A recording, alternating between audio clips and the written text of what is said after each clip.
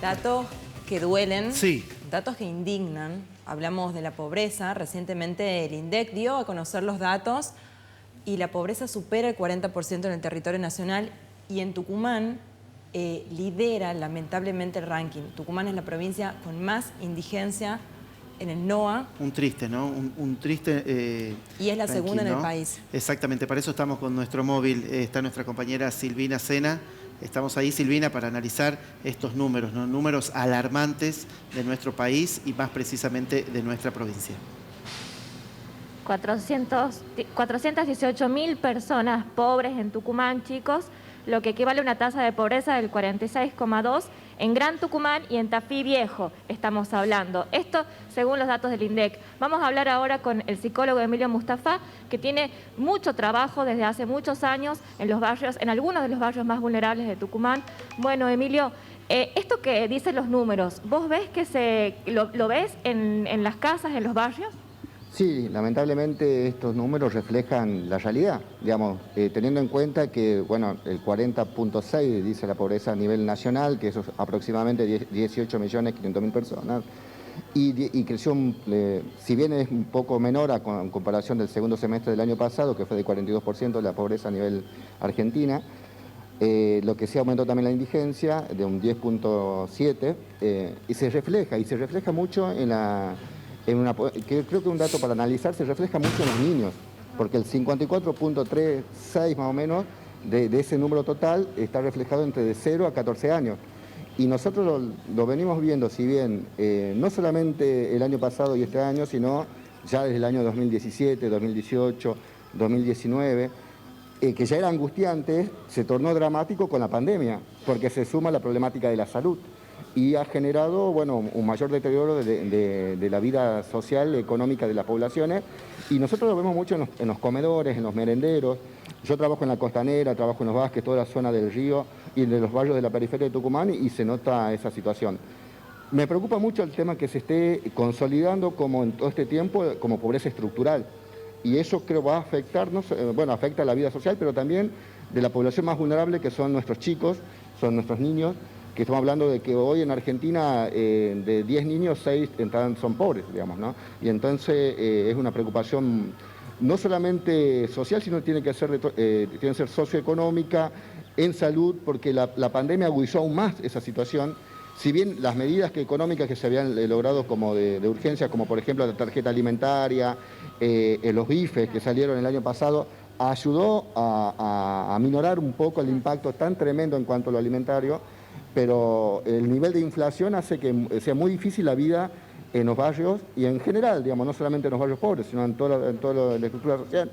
Pero, por ejemplo, un kilo de pan cuesta 80, 90 pesos para una familia que son 14 personas, 13 personas, es decir, es mucho la devaluación de la vida social y para comer estamos hablando, ¿no? Claro. Emilio, por ejemplo, eso, la gente te cuenta o vos lo ves que les cuesta llegar, que a veces no tienen para comer o que asisten cada vez más a comedores, ¿ves esos escenarios? Se vio mucho, bueno, te vuelvo a decir, del año pasado hasta acá, la pobreza se tornó dramática por la pandemia. Ya venía siendo muy angustiante y muy dura. Los comedores, los merenderos, es impresionante la cantidad de niños, y no solamente niños, gente mayor que asisten. Yo lo veo mucho en la Costanera, lo vemos mucho en los Vázquez. Inclusive, eso el otro día reflexionaba, a veces hasta la desesperación de empezar a hacer cola ya a las 10 de la mañana en los comedores. Emilio, 11 de la mañana cuando se sirve la comida a la 1, digamos, ¿no? ¿Sí? Sí, Emilio, ¿cómo te va? Bueno, trabajás de manera social hace muchísimos años. Según tu opinión, ¿quiénes son los responsables de esta pobreza estructural que decías recién, que es lo que te empieza a preocupar más allá de los indicadores?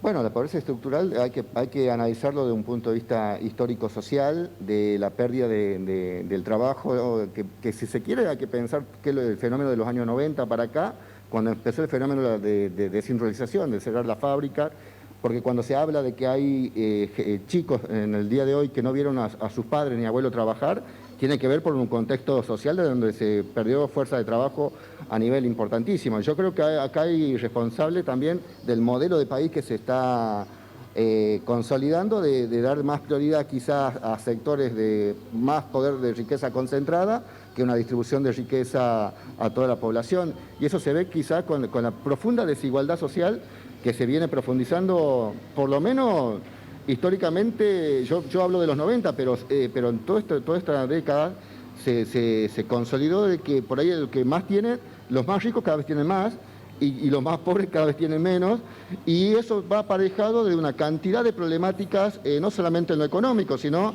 de lo que eso lleva, lo que implica la pobreza, el problema de salud, el problema de hábitat, el problema de agua. El año pasado no había agua potable en algunos barrios, en medio de una pandemia. Digo, son cosas que se van naturalizando, se van cotidianizando, pero tiene que ver con un modelo de país que se está priorizando. Bueno, hace 2 días, hace poquito, se pagó una de las cuotas del préstamo del Fondo Monetario, que se llevó toda la riqueza para pagar esos compromisos externos de endeudamiento que tiene el país. Pero me parece que es muy importante discutir en serio, porque está en peligro las generaciones que vienen con este nivel de pobreza, porque hay que pensar que todavía la pandemia no terminó y hay que empezar los efectos psicosociales que va a generar la pandemia de acá a los 4 o 5 años que vienen, a nivel de salud mental, a nivel de inclusive de la misma economía. Entonces creo que hay que tomar medidas que realmente sean estructurales, que vayan al hueso para mejorar las condiciones sociales de los más vulnerables, pero en general de todas las condiciones de toda nuestra sociedad, digamos, ¿no? Porque los trabajos siguen siendo precarios, la plata no alcanza por más que trabajes en 2, 3 o 4 trabajos, la inflación se hace muy dura. Pero me parece que hay que volver a repensar medidas que sean estructurales, pero que lesionen y toquen esa desigualdad social que cada vez la brecha cada vez se hace mucho más grande, digamos, ¿no?